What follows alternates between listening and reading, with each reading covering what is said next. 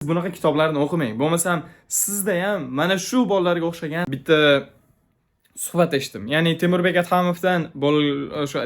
Adhamov tomonidan berilgan maslahatlar.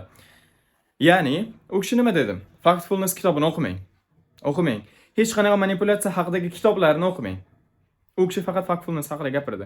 Yoki hokimiyatning 48 qoidasi, manipulyatsiya yoki shu haqidagi kitoblarni o'qimang.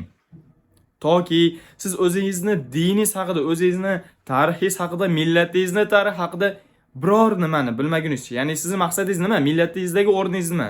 Yoki diningizdagi o'rningiz yoki sizni o'zi hayotdan maqsadingiz nima?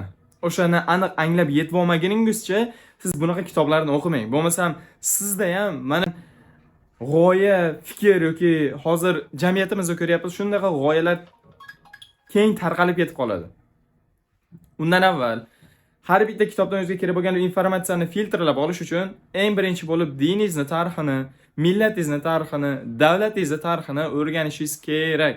Bu har bitta inson uchun, har bitta ya'ni odam uchun muhim bo'lgan narsa deb o'ylayman. Rahmat va blogimga obuna bo'lishni unutmang. Albatta, bu yerda juda ham ko'p foydali narsalarni topasiz.